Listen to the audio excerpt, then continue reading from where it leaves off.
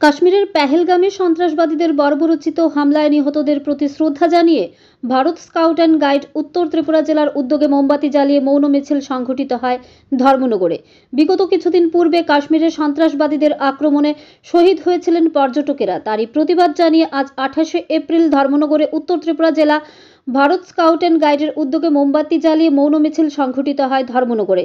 মিছিলে Bharat scout and গাইডের volunteer সহ উপস্থিত ছিলেন স্কাউট অ্যান্ড গাইডের জেলা কমিটির সম্পাদক, জেলার কর্মকর্তাগণ, উত্তর ত্রিপুরা জেলা ক্রীড়া দপ্তরের সহ অধিকর্তা বিভা বসু গোস্বামী এবং ক্রীড়া দপ্তরের কর্মীবৃন্দ। সমস্ত শহর পরিক্রমা করে এসে নেতাজি মূর্তির পাদদেশে সমবেত হন। সেখানে শহীদ পর্যটকদের প্রতি শ্রদ্ধাঞ্জলি অর্পণ করে শহীদদের আত্মার সদ্গতি কামনা করে 1 মিনিট নীরবতা পালন করা হয়। এ প্রসঙ্গে উত্তর ত্রিপুরা জেলা ক্রীড়া দপ্তরের সহ অধিকর্তা বিভা বসু গোস্বামী কি বলেন দেখুন বিস্তারিত।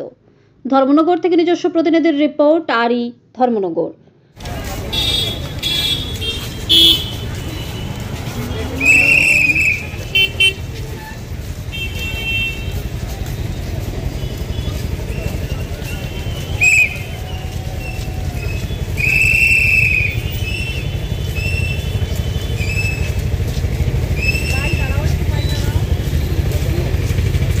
ভাই ক্যান্ডেল মার্চ যেটা করলেন, এটা কার উদ্যোগে এবং কি উদ্দেশ্যে?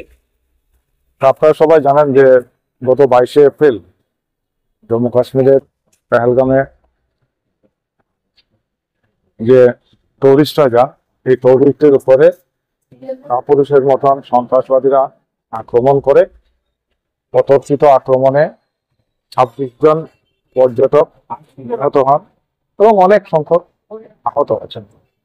আমরা সেই 26 জন টুরিস্ট যারা নিহত হয়েছেন তাদের আত্মার শান্তির জন্য এবং যারা অসুস্থ হয়েছেন তাদের গুলি লেগেছে, খুব তাড়াতাড়ি তাদের সুস্থ হবেন সেই আশা দেখে আমরা এই ক্যান্ডেল মার্চ করেছি।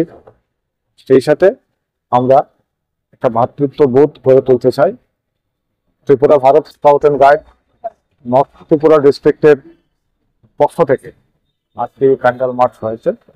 আমরা মোটামুটি, যেহেতু ওয়েদারটা খারাপ ছিল, মোটামুটি আমরা শহরের প্রাণ কেন্দ্র করে আমরা সবাইকে এই জানান দিতে চাই যে সন্ত্রাসবাদ শেষ কথা বলে না।